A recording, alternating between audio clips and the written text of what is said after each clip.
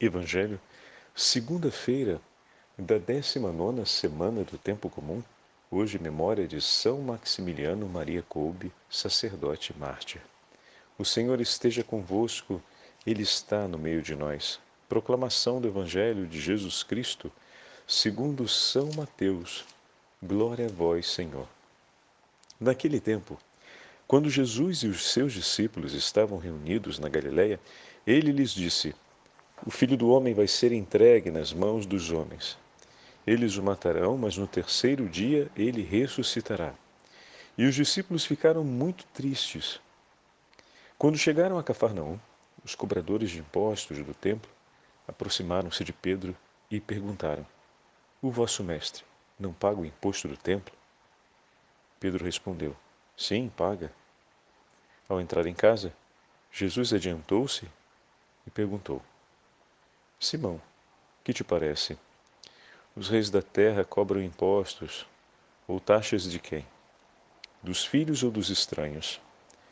Pedro respondeu: Dos estranhos. Então Jesus disse: Logo os filhos são livres. Mas para não escandalizar essa gente, vai ao mar, lança o anzol e abre a boca do primeiro peixe que tu pescares. Ali tu encontrarás uma moeda. Pega então a moeda e vai entregá-la a eles, por mim e por ti. Palavra da salvação. Glória a vós, Senhor. Segunda-feira da 19ª semana do Tempo Comum, hoje, memória de São Maximiliano Maria Kolbe, sacerdote e mártir, em nome do Pai, do Filho e do Espírito Santo. Amém. Queridos irmãos e irmãs, a Santa Liturgia nos leva ao 17º capítulo do Evangelho de São Mateus e nos dá a possibilidade de celebrarmos a memória de São Maximiliano Maria Kolbe, mas também a memória de Santo Stanislau Kostka. Ontem tivemos a memória de Irmã Dulce, Santa Dulce dos Pobres. Porém, tendo sido domingo, o 19º domingo do Tempo Comum, a memória fica eclipsada. Então hoje nós preparamos a imagem de Santa Dulce, que nos entrega um grande testemunho na sua vida de caridade e de total disposição ao cuidado dos mais necessitados. Irmã Dulce testemunhou para nós aquilo que ontem comentávamos a respeito do Evangelho. Ela dormia cerca de 4 horas por noite. Muitas vezes, por um exercício de penitência para permanecer em tempo de oração, dormia numa cadeira. E era uma forma dela poder oferecer a nosso Senhor um sacrifício de amor e reparação pela falta de caridade que ela havia recolhido. Percebam essa sensibilidade, hein? Durante o dia em que se empenhava para recolher os fundos de caridade, ou seja, a oferta da esmola das pessoas pela necessidade dos seus pobres, ela recolhia também muito desamor, ofensas, blasfêmias contra Jesus de várias pessoas que não tinham em si a piedade e pela falta de temor a Deus. E o que Irmã Dulce fazia? Meus irmãos, ela recolhia todas as ofertas. Por aquelas de gratidão e amor, ela oferecia a Deus o louvor e rezava pela generosidade daqueles que ofereceram do que tinham pela necessidade dos mais pobres. E todos os atos de ofensa, blasfêmia ao nome de Deus, todos os atos de desamor e de ódio, por esses ela oferecia a penitência e a oração, pedindo que Deus tivesse misericórdia deles e não imputasse esse pecado em desfavor deles, mas que os convertesse. E oferecia a Deus, em nome dessas pessoas, o amor que elas deixaram de poder praticar na hora em que Deus bateu na porta delas, apresentando a chance delas poderem realizar um ato de caridade e de amor. Ela por eles oferecia penitência e oração em reparação pelos seus pecados. Está vendo que exemplo a gente tem dentro de casa? E a gente faz uma dificuldade tremenda para seguir esse testemunho, que é o testemunho dos grandes santos ao longo da história, que é o testemunho de Jesus crucificado, gente. A gente muitas vezes se rebela contra aquele que não amou, que não foi generoso, que agiu com impiedade, que não demonstrou temor a Deus. A gente deve seguir o exemplo dos nossos irmãos. Hoje, eu estou falando com vocês aqui e estou pensando já, né? Queria falar um pouco do Evangelho antes, mas a gente já está enveredando por esse caminho. Bendito seja Deus, seja feita a sua vontade. São Maximiliano, Maria Kolbe, não fez outra coisa senão oferecer sempre a sua vida por amor. Tem uma passagem muito significativa que quando os irmãos, o texto da Liturgia das Horas de hoje fala sobre obediência. Não é sem razão. A obediência é uma virtude um tanto difícil de ser praticada. Não se esqueçam, o pecado original está relacionado à desobediência. É o ato de desobediência. Resistir à vontade de Deus, ou então uma frase que entrou como jargão e foi aceita no nosso espaço de consagrados, que é algo, me permitam a palavra, abominável. A história da obediência dialogada. A gente percebeu ontem como é que foi dialogada a obediência de Elias, né? Quando Deus falou para ele subir no Horebe, ele falou, não, peraí, vamos conversar um pouco sobre isso, quando Deus mandou ele subir no Horebe.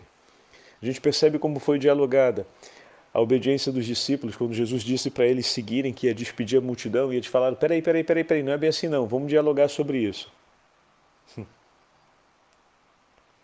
Todas as vezes que o Senhor fala, Senhor, teu servo escuta. Assim Samuel foi educado quando o Senhor lhe chamava pelo nome. A prontidão e a resposta imediata. Quando Pedro chama e invoca, Jesus responde de maneira imediata. E quando o Senhor nos chama e nos envia, como foi o profeta Isaías, eis-me aqui, envia-me, Senhor. E o Senhor então vai, pega Atenaz, diz para o anjo pegar Atenaz com um carvão e vem no lábio para tocar o lábio de Isaías. Peraí, vamos dialogar sobre isso. Não é bem assim não, vai doer. Em nenhum momento da história da salvação houve o diálogo. E o caso mais emblemático de intervenção sobre a imediatez que nós temos no Novo Testamento da resposta é o de Zacarias, que colocou um protesto diante do anjo, e sabemos bem o que aconteceu. E sabemos como isso foi visto aos olhos de Deus. O Senhor, quando fala por amor. Ele prometeu em nosso favor cuidar de nós e não vai nos abandonar. E nós vemos na vida de São Maximiliano esse mesmo testemunho. Foi levado para o campo de concentração. Essas são as últimas páginas da sua vida, hein? São as últimas páginas da sua vida. E ali, com todo aquele ódio que era descarregado contra o povo de Israel e era descarregado contra ele, religioso, católico e também filho da casa de Israel, judeu, ele responde com uma oferta de amor muito maior do que o ódio recebido. Ele reza pela conversão de seus agressores. Mas isso não se improvisa ali, meus irmãos, como eu estava falando antes. Na época em que ele foi superior de várias casas por onde passou, às vezes ele se deparava com a desobediência de seus confrades. E quando um confrade desobedecia às suas ordens, ele então ia lá e fazia aquilo que precisava ser feito, que aquele confrade deixou de fazer por obediência. E ele assim o fazia,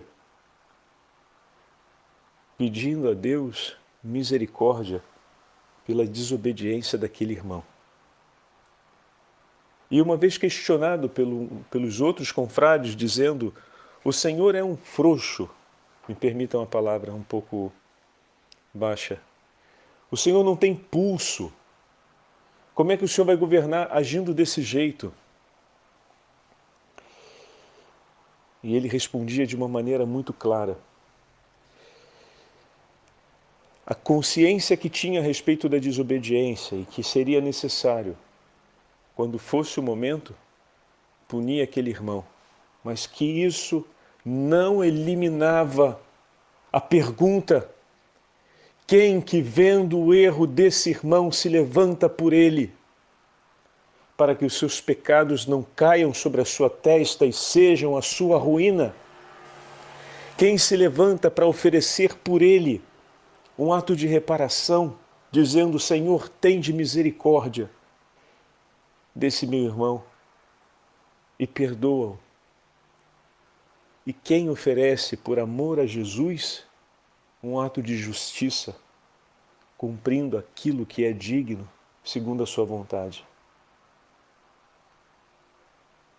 Eu me levanto por isso. Antes de impor a eles o que será justo, a pena pelo erro cometido, eu me apresso para cumprir o que a caridade pede ao meu coração como superior. Não abandonar nenhum daqueles que Deus me confiou. E se naquele momento ele precisa de alguém que por ele possa oferecer um ato de reparação pela sua desobediência, porque a desobediência cumpriu um ato de injustiça, ou seja, algo que precisava ser feito deixou de ser feito. Então ele vai lá e realiza aquele ato de justiça, para que a consequência da desobediência não seja mais grave. E ao cumprir aquele ato, ele não fazia com o coração cheio de murmuração, desejando mal ou xingando o irmão que foi desobediente, mas fazia em silêncio e oração, pedindo: Senhor, tende misericórdia dele e perdoai-o por esse pecado. Voltai, Senhor, a vossa face e não olheis para esse pecado do meu irmão. Tende misericórdia, Jesus. Essa é a sensibilidade do coração que está unida a Cristo, meu irmão. Essa sensibilidade também pode ser sua, não tenha medo disso. Porque é ali que se escreve a santidade. As linhas da santidade na nossa história estão aqui, nesses acontecimentos, no coração unido a Cristo. Se São Maximiliano está muito longe da gente, olha Santa Dulce. Olha São Padre Pio, olha Santa Teresinha do Menino Jesus. Olha todos os santos nos diversos momentos de suas vidas e compreenderemos isso. Não é sem razão que o texto de São Maximiliano Maria Kolbe hoje, falando sobre obediência, é uma grande obra do anúncio do amor a nosso Senhor. É recordando o sacrifício que o Senhor fez por nós. É olhando para Cristo que nós vamos gerenciar um problema desse tipo. Vamos usar a linguagem moderna, né? Temos um problema aqui de comunicação, uma tensão dentro do organismo institucional pela desobediência. Como é que a gente vai gerenciar isso? Vamos chamar um coach, vamos chamar alguém que faça um conselheiro administrativo? Não, vamos olhar para nosso Senhor. Olha para a cruz de Cristo, pega o que fala Santo Afonso. Olha para a cruz de Cristo e recolhe dali a compreensão do que precisa ser realizado. E não apenas reencontrarás o necessário para que a justiça se cumpra, mas encontrarás também a felicidade e a vida. E de fato, a gente restitui mais do que a justiça.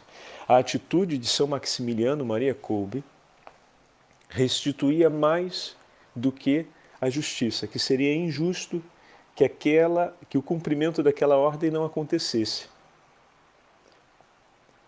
Do ponto de vista da pessoa, seria mais grave se, além da desobediência, ainda tivesse o efeito da desordem da justiça como consequência consumada.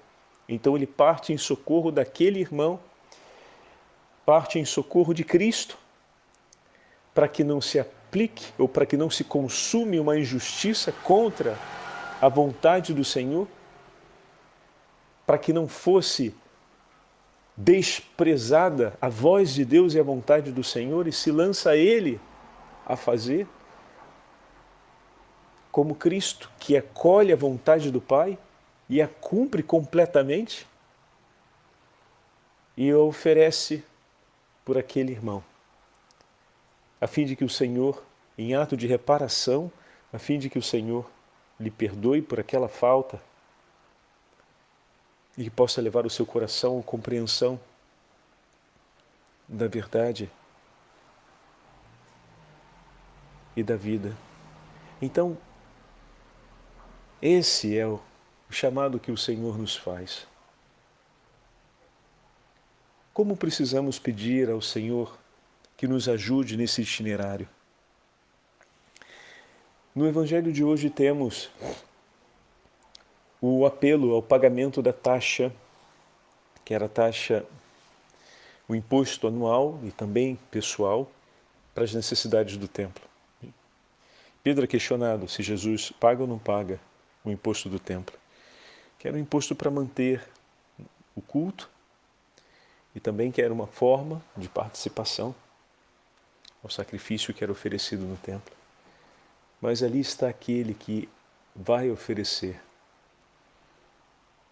o sacrifício definitivo. Ali está aquele cujo templo santo do seu corpo será destruído e em 3 dias será reerguido. E Jesus, diante do protesto e da resposta que Pedro deu, se antecipa e realiza esse milagre. É um ato profético que Jesus faz. Você vai lançar, você vai pegar o peixe e na boca do peixe você vai encontrar a moeda que você vai oferecer por mim e por ti. Porém, no diálogo que precede, Jesus deixa claro que Ele é o Filho de Deus e é livre. E ao oferecer por Ele e por Pedro, testemunha para nós que os discípulos de Cristo são filhos no Filho. A herança do Senhor somos nós. Os cristãos no mundo são os filhos de Cristo. Meu irmão e minha irmã, é preciso que nós vivamos segundo a dignidade do coração de nosso Senhor. Aquilo que Dulce dos Pobres fez, aquilo que São Maximiliano fez e que hoje estamos falando, de uma maneira mais atenta a esse grande testemunho dos nossos santos que nos manifestaram como agir concretamente. Olha que se você pedir ajuda a São Maximiliano para botar em prática isso que estamos ouvindo hoje, que na vida comunitária, na família, no ambiente muitas vezes pastoral, é tão difícil, é tão exigente, pede a ajuda deles, porque eles vão interceder por vocês. Eles vão compreender perfeitamente o que você está pedindo, e não só isso, eles vão saber pedir a Jesus de uma maneira muito clara o que é necessário para que você consiga. Que às vezes a gente pede só a graça final, o produto final. Agora, como aquele produto vai sendo elaborado pouco a pouco, a gente ainda não tem a manha, ou seja, a gente ainda não conhece quais são os outros elementos que vão precisar. Mas eles já conhecem e eles vão pedir por nós. A gente está pedindo a graça da paciência e do coração de oblação, de oferta amorosa, de reparação pelo próximo, para ter um coração como o deles. Mas quantos foram os passos para ter um coração assim? Nós não estamos pedindo nuances desses passos que vão ser importantes, mas eles compreendem, tanto eles quanto a Virgem Maria, e vão interceder em nosso nome ao Senhor para que essas graças sejam concedidas. Por isso, suplicar a intercessão dos santos em uma causa como essa tem um valor único e precisa ser uma súplica presente na nossa vida. Porque eles vão saber interceder na medida que é importante para cada um de nós. Por último, eu queria falar para vocês a respeito desse outro santo, que é Santo Stanisław Kostka. Esse jovem rapaz, também de origem polonesa, como São Maximiliano Kolbe, e que no 1500 se vê, era um jovem de muita, para entendermos aqui jovem, estamos falando de um menino, né? Ele morre aos 17 anos de idade, como Nossa Senhora havia dito que seria na festa da Assunção, que era o seu grande pedido de amor, poder partir na festa da Assunção. E ele de fato morre no horário das primeiras vésperas da festa. E foi uma situação muito difícil, porque sendo de uma família muito nobre, o seu pai, apesar de ser católico, ele se opõe veementemente à sua vocação e tenta fazer de tudo, com a ajuda do irmão, para impedi-lo de seguir a vida vocacional, seguir os padres da Companhia de Jesus. Então, ele toma a decisão de peregrinar, depois de ouvir o seu diretor espiritual, até uma casa da Companhia de Jesus que pudesse aceitá-lo sem a autorização dos pais. Todo o reino da Polônia não era possível, porque o superior geral não consentiria isso. Isso significaria um conflito com uma das famílias mais importantes do reino. Então, ele parte e peregrina a pé até a região da atual Alemanha e se apresenta ali a São Pedro Caniço, que vai recebê-lo com tanto amor, depois das palavras do padre Francisco Antônio, um jesuíta português, que era seu diretor espiritual. Ele termina nos braços de São Pedro Caniço, que o recebe, o acolhe e com uma carta de recomendação diz: filho, estás tranquilo, o Senhor te receberá. Eu lhe enviarei a Roma, e envia ele a Roma, mas aproveita e faz esse voto de amor que você fez, de peregrinar até o fim, né, ao lugar que você vai ser acolhido. Então, propõe a ele de continuar a sua peregrinação até Roma, onde de fato ele foi acolhido. Mas a gente está falando de 800 quilômetros de peregrinação, meu amigo. Não é pouca coisa não. 800 quilômetros. E ele, por 800 quilômetros, percorre, depois de já ter fugido, já ter caminhado quase 700, ele faz mais 800 e termina nas mãos de São Francisco de Borja, que era o superior naquele momento, a Roma, que o recebe com tanto amor e o introduz no noviciado.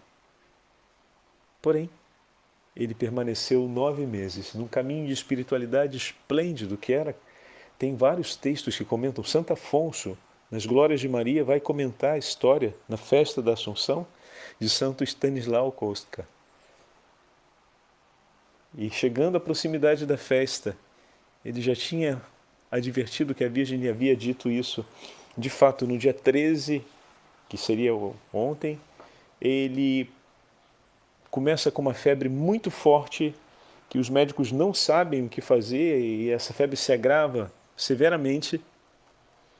E praticamente no dia seguinte, dia 14, por volta das 6 horas da tarde, quando começa o horário das vésperas, ele começa em agonia e parte bendizendo a Deus pela alegria que lhe havia concedido de poder participar da festa da Assunção, vendo a renovação da glória com a qual os céus honram a Virgem Maria de lá, na sua companhia.